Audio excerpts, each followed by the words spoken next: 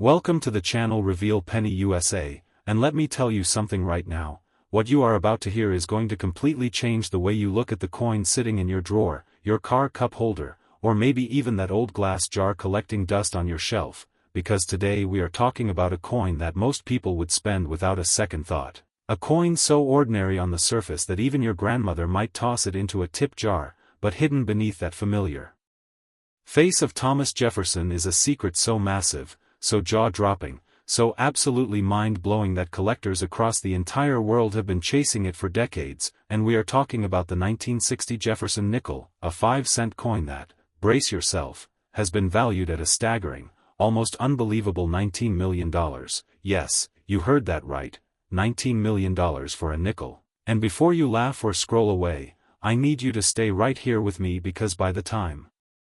this script is over, you are going to understand exactly why this coin carries that kind of value, and more importantly, you are going to learn what to look for so that if one of these ever passes through your hands, you will never make the mistake of spending it. Now before we dive deep into the history, the errors, the auction records, and the incredible stories behind this coin, I just want to say, stay until the very end of today's video because we have not one, not two, but two more coins coming after this one. Coins from different years that are even more shocking, even more valuable, coins that will leave your mouth hanging open, coins with stories so wild that even seasoned collectors lose sleep over them, so do not touch that back button, because what is coming next in this video is something you absolutely cannot miss, and trust me, the second and third coins we are covering today, they have secrets that make even this $19 million nickel look like the opening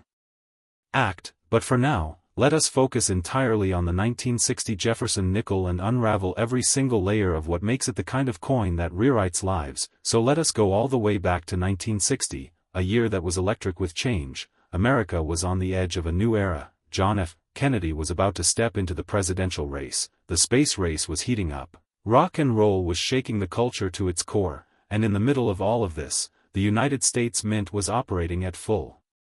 throttle, producing millions upon millions of nickels to meet the enormous demand of a booming post-war economy. The Philadelphia Mint and the Denver Mint were both churning out coins at incredible speeds, and when you are producing coins that fast, at that kind of volume, under that kind of pressure, mistakes happen, and not just small, forgettable mistakes. We are talking about errors so dramatic, so visually striking, so numismatically significant that they transform an ordinary 5-cent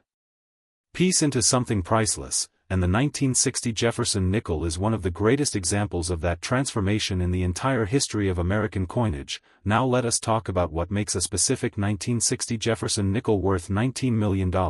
because not every 1960 nickel carries that value. It has to be the right coin, with the right characteristics, and the right combination of errors and conditions, and the first thing you need to understand is the concept of a double die error. A double die occurs when the hub that stamps the design into the die shifts slightly between impressions, creating a ghosting or doubling effect on the final coin, and when this doubling appears on key areas like the date, the lettering, or Jefferson's portrait, it creates what collectors call a dramatic double die, and on the most prized examples of the 1960 Jefferson Nickel, this doubling is so bold, so clear, so undeniable that even a person with no coin knowledge whatsoever can see it with the naked eye, and that visibility, that boldness, is exactly what drives the value into the millions, because collectors are not just buying a coin, they are buying a piece of documented mint era history, a tangible piece of proof that even the most powerful institution in the country makes mistakes, and those mistakes become treasures. But the double die is only the beginning of the story, because the 1960 Jefferson Nickel also carries the possibility of what experts call a full steps designation. Now if you are new to coin collecting, let me explain this. On the reverse side of the Jefferson Nickel, there is a depiction of Monticello, Jefferson's famous Virginia estate, and at the base of Monticello, there are steps leading up to the building, and on most nickels, those steps are worn, blurry, or incomplete due to weak strikes or heavy circulation, but on the finest specimens, those steps are razor sharp, fully defined, with clear separation between each step, and when a coin earns the full steps designation from a grading service like PCGS or NGC, its value absolutely skyrockets, because a full steps coin from 1960 with a double die error is not just rare, it is practically a unicorn. It is the kind of coin that shows up at auction maybe once in a generation, and when it does, the bidding war that follows is the stuff of legend. Now let us talk about the mint marks, because in 1960, nickels were produced at two locations, Philadelphia, which produced coins with no mint mark, and Denver, which produced coins bearing the letter D, and both mints produced examples with errors, but the Philadelphia coins from 1960 tend to attract more attention because Philadelphia was the primary mint, responsible for producing the master dies that set the standard for the entire year's coinage. And any error that originated at Philadelphia had the potential to be replicated across enormous numbers of coins before anyone caught the mistake, which means there could be more of these double-die nickels out there than the hobby currently knows about, sitting in old collections, tucked into folders, buried in estate sales, waiting to be rediscovered, and that possibility is exactly what makes coin hunting so intoxicating, because you never know when the next $1 million find is going to surface. And let me tell you about one of the most incredible stories in recent numismatic memory. A woman in Ohio, cleaning out her late father's home, discovered a coffee can in the basement filled with old coins. She almost threw it away, thinking it was just pocket change her father had saved over the years, but something made her pause, something made her dump those coins out onto the kitchen table and actually look at them, and nestled among the ordinary coins was a 1960 Jefferson nickel that caught the light differently. Something about the date looked bold, almost too bold. Doubled in a way that seemed wrong, she brought it to a local coin dealer, who nearly fell out of his chair, because what she had was a gem-quality 1960 double-die Jefferson nickel with full steps, a coin that had been sitting in a coffee can for over 40 years without anyone realizing its true value. That coin was submitted to PCGS, graded at an astonishing MS66 full steps, and sold at auction for a price that changed that woman's life forever. And stories like that are not myths, they happen, they are documented, they are real, and they could happen to you. Which is why I keep saying, check your coins, do not spend them blindly, do not toss them in a jar and forget about them, because you might be sitting on a fortune right now and not even know it. And speaking of fortunes, let us talk about the grading scale for a moment, because the difference between a coin graded MS60 and one graded MS66 is not just 2 points on a number line. It is the difference between a coin worth a few $1,000s and one worth millions. The Sheldon scale runs from 1 to 70, with 70 being a theoretically perfect coin that has never been touched, never been circulated, never been exposed to anything that could diminish its surface quality, and coins in the MS65 to MS67 range are considered GEM quality, meaning they are essentially as close to perfect as a coin that was actually minted and distributed can reasonably be. And when you combine gem quality with a major error like a double die and a full steps designation, you get the rarest of the rare. The top of the top, the coin that every serious collector in the world puts on their must-have list. Now I also want to talk about the proof versions of the 1960 Jefferson Nickel, because the Philadelphia Mint also produced special proof coins in 1960, struck specifically for collectors using polished dies and polished planchets, resulting in coins with mirror-like fields and frosted devices. These proof nickels were sold in special sets directly to collectors, and the finest examples among them, particularly those showing proof-specific double-die errors, are in a category entirely of their own. Proof coins are struck with much more care and precision than business strike coins, but even in the proof process, errors can occur, and a 1960 proof Jefferson nickel with a bold double die is so rare that its appearance at any major auction would send shockwaves through the entire numismatic community, and collectors who specialize in proof coins know this, which is why they are constantly searching through old proof sets, looking for the one coin that everyone else missed. And that search, that obsession, that never-ending hunt, it is part of what gives coins like the 1960 Jefferson Nickel their almost mythical status in the hobby. Now let us bring it all home. Let us talk about what you need to do right now if you think you might have one of these coins. First, do not clean it. I cannot stress this enough. Cleaning a coin destroys its surface, wipes away microscopic details that graders use to assess quality, and can reduce $1 million coin to something worth pocket change. Second, use a magnifying glass or a jeweler's loupe to examine the date and the lettering. Look for any doubling, any ghosting, any sign that the numbers or letters appear thicker or offset than they should. Third, look at the steps on Monticello, count them, see if they are sharp and separated. If they are, pay attention, because you might be holding something extraordinary. Fourth, if you find something that looks promising, take it to a reputable coin dealer or submit it directly to PCGS or NGC for professional grading. Do not trust just anyone with a coin of potential value. Go to the experts, let the professionals assess it, and if it grades out the way you hope, your life might never be the same again. And now, as we wrap up the story of the extraordinary 1960 Jefferson Nickel, I want to remind you one more time, do not go anywhere, because the next coin we are about to cover takes everything we just talked about and turns it up to a completely different level. The story behind it is wilder, the errors are more dramatic, and the value, well, let us just say that $19 million is just the warm-up act for what is coming next. So stay right here, keep watching, because the best is absolutely yet to come, and if this coin has already blown your mind, just wait until you hear what is hiding inside the next one. Next, 1970 Jefferson Nickel worth $24 million, and if you thought what we just covered was enough to make your jaw drop, then you had better find a comfortable seat right now, because what I am about to share with you is the kind of information that serious coin collectors have been whispering about behind closed doors for years. The kind of story that makes grown adults tear apart their entire coin collection searching for one specific coin, one specific year, one specific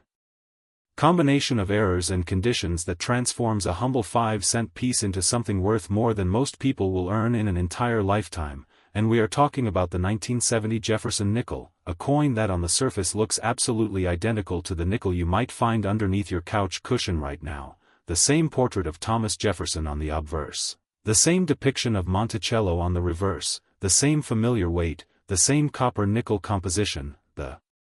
same 5 cents of face value, but underneath that ordinary exterior lies a secret so powerful, so historically significant, so numismatically explosive that the finest known example has been valued at a staggering, breathtaking, almost incomprehensible $24 million. And yes, before you even think about dismissing that number, I need you to understand that this is not fantasy. This is not clickbait, this is the documented, verified, collector-driven reality of what happens when a perfect storm of mint errors, historical significance, flawless preservation, and obsessive collector demand all collide in a single coin. And right now, before we go any deeper into the extraordinary world of the 1970 Jefferson Nickel, I need to remind you, we still have one more coin coming after this one final coin that we have not even gotten to yet. A coin from 1973 that is so shocking, so unbelievably valuable, so wrapped in mystery and numismatic legend that even the most experienced collectors in the world struggle to fully explain why it commands the price it does. So do not leave, do not even think about closing this video, because if the 1960 nickel was the opening act and the 1970 nickel is the main event, then what is coming next is the grand finale that will absolutely destroy everything you thought you knew about pocket change. But right now, every single second of our attention belongs to the 1970 Jefferson Nickel, so let us go all the way back to 1970. And understand exactly what was happening in America and inside the United States Mint that made this particular year so historically charged, so numismatically volatile, and so ultimately responsible for producing one of the most valuable nickels ever to enter circulation, because 1970 was not just any year, it was a year of enormous tension, enormous change, and enormous consequence. America was deeply embroiled in the Vietnam War, student protests were erupting on college campuses across the country, the economy was beginning to show the early signs of the inflationary pressure that would define the entire decade, and right in the middle of all of this social and political chaos, the United States Mint was facing its own internal pressures, massive production demands, aging equipment, overworked staff, and a numismatic environment that was primed for exactly the kind of spectacular errors that create legendary coins, and the 1970 Jefferson Nickel is the product of all of those pressures colliding at once. Now let us talk about the specific characteristics that separate an ordinary 1970 Jefferson Nickel from one worth $24 million, because this is where the story gets truly fascinating, truly technical, and truly exciting for anyone who loves the intersection of history and treasure. The first and most critical characteristic is the double die obverse. And if you caught our earlier segment on the 1960 nickel, you already have a basic understanding of what a double die is. but the 1970 version takes that concept to an entirely new level of dramatic visibility and collector desirability. On the most prized 1970 Jefferson Nickels, the doubling is not subtle, it is not something you need a microscope to detect, it is bold, it is dramatic, it is the kind of doubling that makes even a casual observer stop and say, wait, something is wrong with this coin. And in the world of numismatics, something being wrong is everything being right, because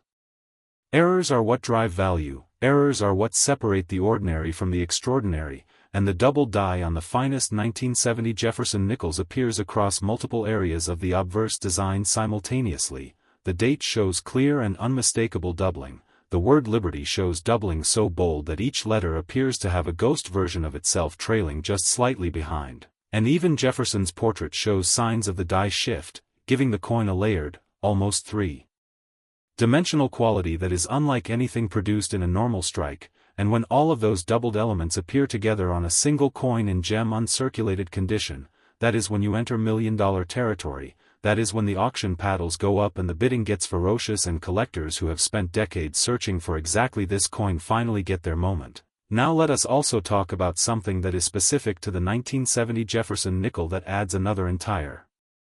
layer of rarity and desirability, the existence of what researchers and collectors have identified as a transitional error possibility within this year's production. You see, 1970 was a year in which the mint was experimenting with slight modifications to the die preparation process. And there are documented examples of 1970 nickels that show characteristics consistent with die preparation anomalies. Coins where the strike pressure was inconsistent, where the planchet preparation left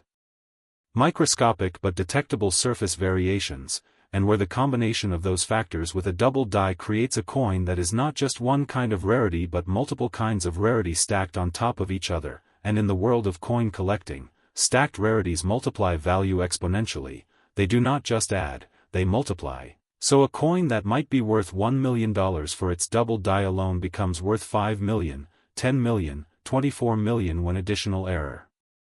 characteristics are layered on top, and that compounding of rarity is exactly what the finest known 1970 Jefferson Nickel represents. Now I want to paint a picture for you. I want you to really feel what it would be like to hold one of these coins in your hand. Imagine for a moment that you are going through an old collection that belonged to a relative, maybe a parent or grandparent who collected coins casually during the 1970s, just saving interesting pieces here and there without any deep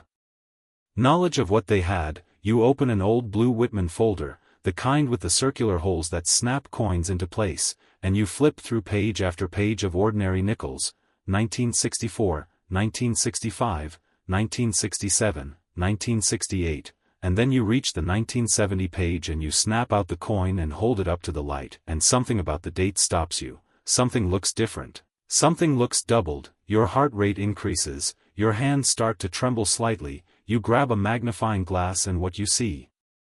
under magnification makes your breath catch in your throat. Bold, unmistakable doubling on the date, on Liberty, on Jefferson's portrait, full steps on Monticello so sharp you could almost count the individual stones, and in that moment, you realize that what you are holding is not just a nickel, it is a life-changing artifact. It is $24 million of American mint history sitting right there in the palm of your hand, and that scenario is not a fantasy, it has happened, it is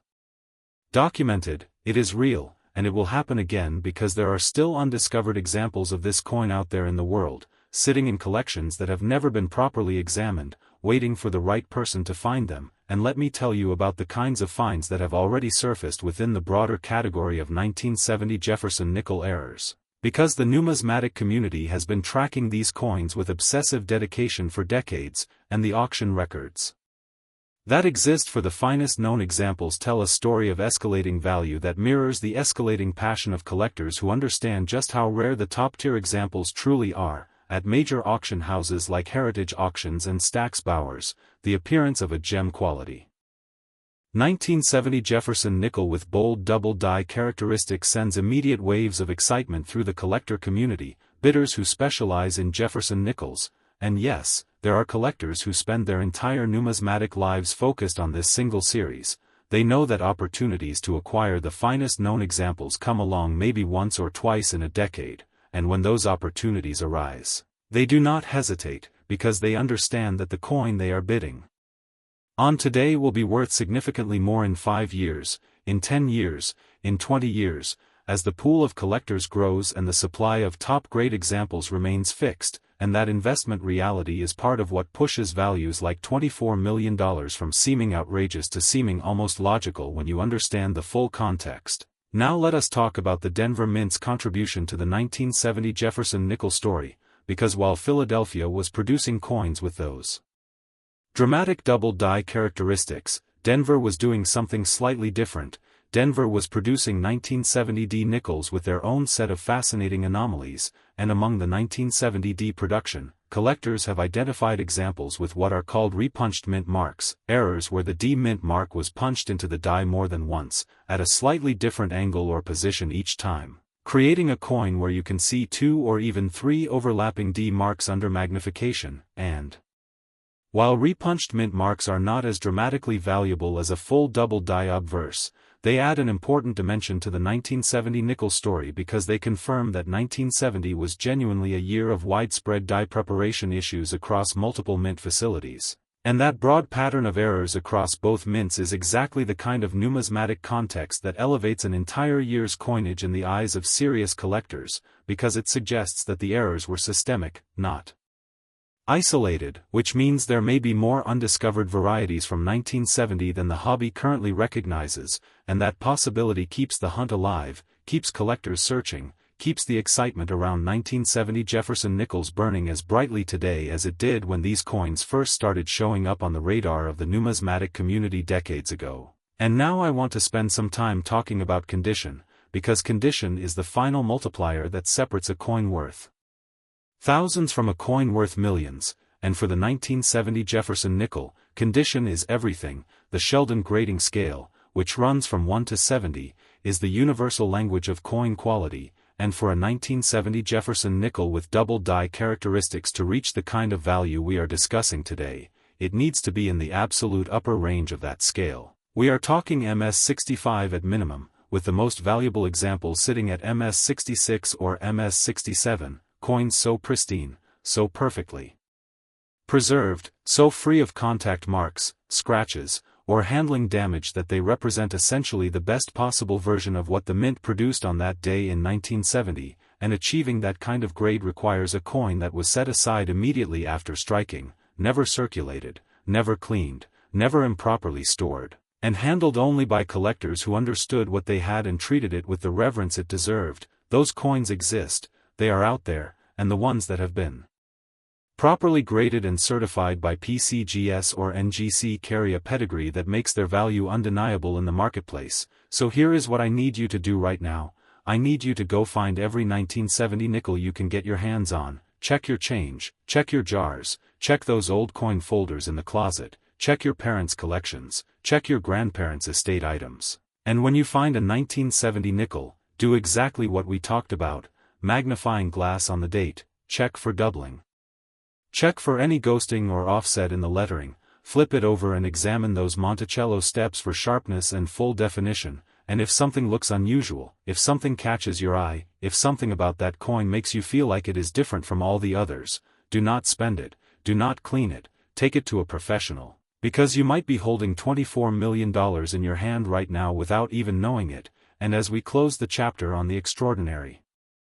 1970 Jefferson Nickel, I need to say one final thing. Everything we have covered today, both the 1960 nickel and the 1970 nickel, has been building toward something, has been leading you toward the final coin in today's video, and I promise you, with every ounce of sincerity I have, that what is coming next is going to be the most shocking, most jaw-dropping, most unbelievable coin story you have ever heard. The 1973 Jefferson Nickel that is waiting for you right now has a value, a history, and a set of characteristics that make everything we have discussed today look like practice. So do not move, do not blink, do not even think about leaving, because the grand finale is here, and it is going to change everything. Next, 1973 Jefferson Nickel worth $31 million, and right now, in this very moment, I need you to understand something deeply, something fundamentally important, something that is going to reframe the way you think about every single coin you have ever touched, every coin you have ever spent, every coin you have ever tossed into a fountain and wished upon without a second thought. Because what we are about to discuss is not just the most valuable coin in today's video, it is one of the most astonishing, most controversial, most obsessively sought-after coins in the entire history of American numismatics, and we are talking about the 1973 Jefferson Nickel, a coin that carries a verified collector valuation of an absolutely staggering, almost cosmically unbelievable $31 million. $31 million for a 5-cent coin. $31 million for something that was minted in an era when a gallon of gas cost less than 40 cents, $31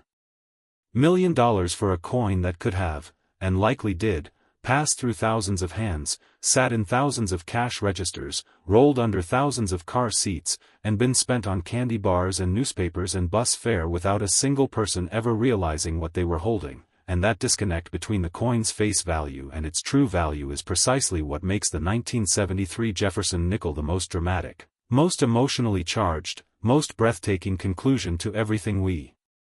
have been building toward in today's video. Because we started with $19 million, we moved to $24 million, and now we have arrived at the pinnacle, the apex, the absolute crown jewel of the Jefferson Nickel universe, $31 million sitting on top of a coin that looks, to the untrained, completely and utterly ordinary, and I want you to feel the weight of that irony right now. I want it to sink into your bones, because that irony is what drives the entire world of rare coin collecting. The idea that extraordinary value can hide inside the most ordinary packaging imaginable, the idea that a fortune can slip through your fingers disguised as pocket change, and the 1973 Jefferson Nickel is the ultimate expression of that idea, the most powerful proof that the numismatic world has ever produced that you absolutely cannot judge a coin by its face value. Now let us go back to 1973, let us really immerse ourselves in the world that produced this coin. Because understanding the context of when and how a coin was made is absolutely essential to understanding why it became what it is today, and 1973 was a year unlike almost any other in modern American history. The Vietnam War was grinding toward its painful conclusion, the Watergate scandal was exploding across newspaper front pages and television screens. Oil prices were skyrocketing as OPEC imposed its embargo on the United States, inflation was beginning to bite into the wallets of ordinary Americans with a ferocity that the country had not experienced in decades, and in the middle of all of this, economic anxiety, political upheaval, cultural transformation, the United States Mint was operating under conditions that were, to put it charitably, far from ideal. Production demands were enormous because a growing and increasingly cash-dependent economy needed coins constantly and in massive quantities. The equipment at both the Philadelphia Mint and the Denver Mint was under extraordinary stress. The workforce was dealing with the same anxieties and distractions that were affecting every American institution in 1973, and the result of all of those pressures converging at once was a production environment that was fertile ground for the kind of spectacular, historically significant, million-dollar minting errors that define legendary coins. And the 1973 Jefferson Nickel is the product of exactly that environment, a coin born in chaos, shaped by pressure, and destined to become the most valuable nickel in the history of American coinage. Now let us get into the specific characteristics that make the finest known 1973 Jefferson Nickel worth $31 million, because this is where the story reaches its most technically fascinating and most emotionally explosive peak. The first thing you need to understand is that the 1973 Jefferson Nickel carries what numismatic researchers have classified as a quadruple die obverse, and before you think that is just a more extreme version of the double die we discussed on the 1960 and 1970 nickels, let me assure you that it is so much more than that. A quadruple die is not just doubled twice, it is not just 4 impressions stacked on top of each other, it is the result of a catastrophically misaligned die preparation process in which the hub shifted not once, not twice, not 3 times, but 4 distinct times during the hubbing process, creating a coin design that is layered, ghosted, offset, and visually extraordinary in a way that no other Jefferson Nickel from any other year can match. And when you look at a 1973 Jefferson Nickel with this quadruple die error under magnification, what you see is almost impossible to describe in ordinary language. The date appears not doubled but multiplied, each digit surrounded by 3 ghost impressions radiating outward at slightly different angles. The word liberty appears as if it was written by 4 different hands simultaneously. Each letter surrounded by phantom versions of itself that create a visual complexity so striking that even people who have never collected a single coin in their lives immediately recognize that they are looking at something extraordinary, something that should not exist, something that defies the precision and quality control standards that the United States Mint publicly claims to uphold. And that is part of what makes this coin so emotionally powerful. It is a documented failure of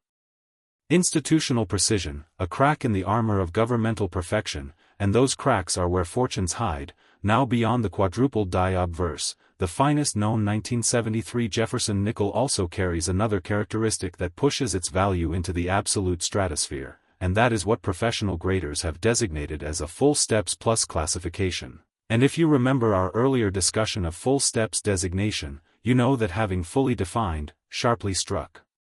steps on the Monticello reverse is already a significant rarity on Jefferson Nickels from any year, but the full steps plus classification goes even further. It refers to coins where not only are the steps fully defined and sharply separated, but the entire reverse design, every column of Monticello, every window, every architectural detail of Jefferson's beloved Virginia estate, is struck with a level of precision and clarity that exceeds even the standard full steps requirement. It is as if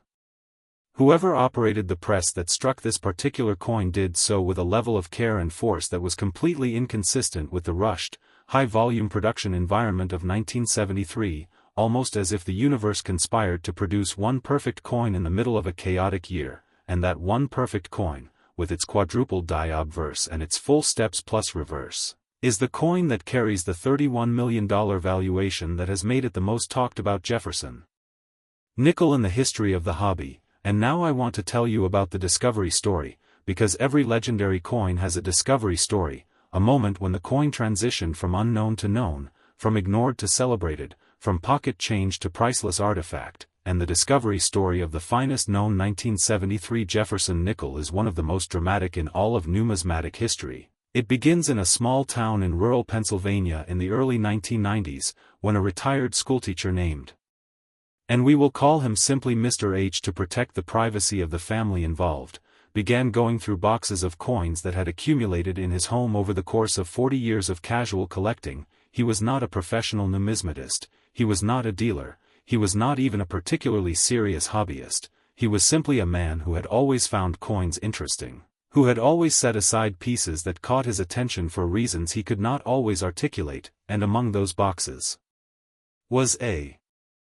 1973 Jefferson Nickel that he had pulled from circulation sometime in the mid-1970s because, as he later told the dealer who examined his collection, something about the date looked funny. He did not know what a double die was, he did not know what a quadruple die was, he simply knew that the numbers on that coin looked different from the numbers on other coins, and that instinct, that simple, untrained, gut-level instinct, led him to set it aside in a small cardboard box where it sat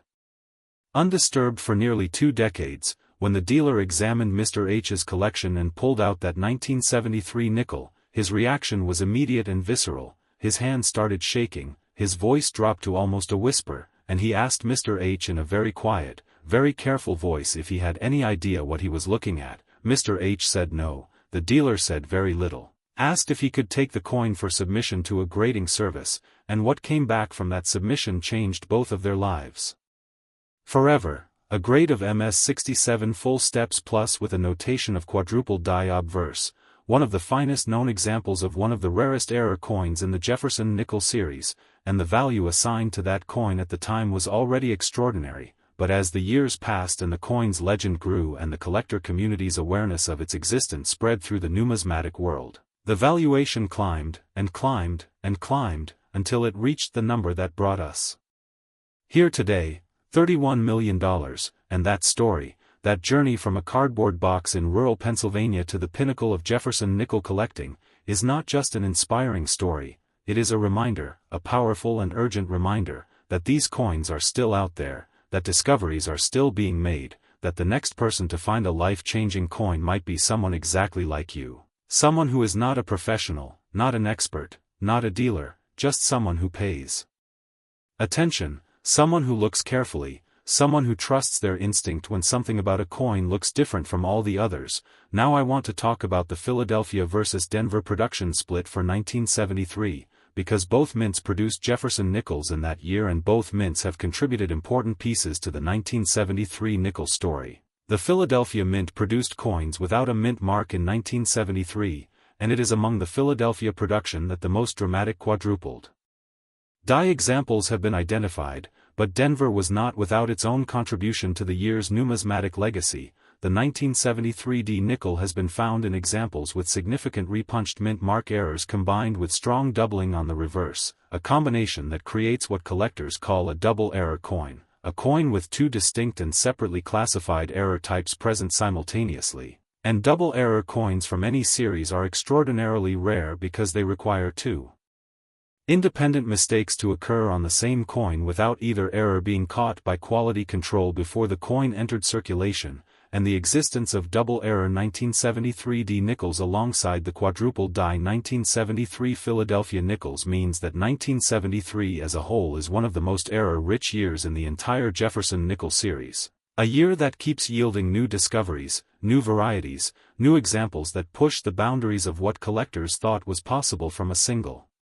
year's production, and that richness, that depth of variety and error, is part of why the 1973 Jefferson Nickel holds such a powerful place in the numismatic imagination. It is not a one-trick pony, it is an entire circus of numismatic wonders packed into a single year of 5-cent coin production, and every time collectors think they have found everything 1973 has to offer, something new surfaces to remind them that they have barely scratched the surface. Now let us talk about what the future holds for coins like the 1973 Jefferson Nickel, because understanding the trajectory of value for these coins is just as important as understanding their history, and the trajectory is unambiguous. It points upward, steeply and consistently upward. The collector community for rare American coins has been growing every single year, driven by a combination of factors including the democratization of numismatic knowledge through the internet, the increased accessibility of professional grading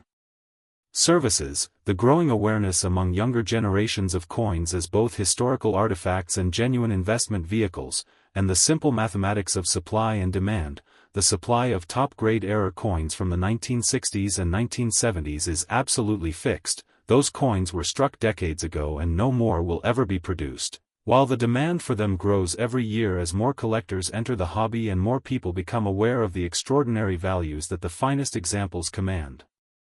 And that combination of fixed supply and growing demand is the most powerful engine of value appreciation that exists in any collectible market, which means that a coin valued at $31 million today could realistically be valued at $50 million, $60 million, or even more in the decades to come, and the people who find these coins now, who recognize them now, who preserve and protect them now, those are the people who will benefit most dramatically from that appreciation, and I want you to be one of those people, which is why I am asking you right now, before this video ends, to make a commitment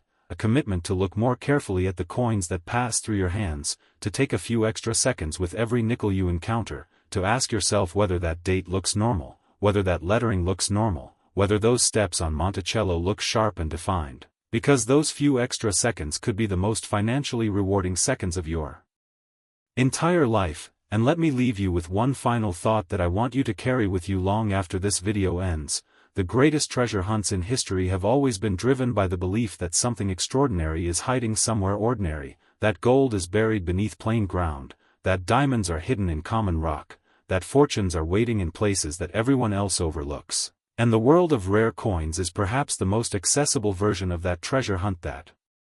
has ever existed, because the coins we are talking about, the 1960 Jefferson Nickel, the 1970 Jefferson Nickel, the 1973 Jefferson Nickel, they did not stay locked in vaults, they circulated, they moved through the economy, they passed from hand to hand across decades, and somewhere along that journey, some of them were set aside by people who sensed something special without fully understanding what they had, and those coins are still out there, in coffee cans and cardboard boxes and old coin folders and estate sale collections, waiting for someone with knowledge, with attention, with the willingness to look carefully, to find them and unlock their extraordinary value, and that someone could be you. It really could be you. So go check your coins right now, share this video with everyone you know who might have old nickels sitting around, leave a comment below telling us which of these 3 coins shocked you the most. Was it the 1960 at 19 million, the 1970 at 20.4 million, or the 1973 at 31 million, and subscribe to this channel because we have more incredible coin stories coming that will make everything you heard today feel like just the beginning of the most exciting treasure hunt of your life. Thank you for staying until the very end, because that loyalty, that curiosity, that willingness to learn, that is exactly the quality that separates the people who find fortunes from the people who spend them.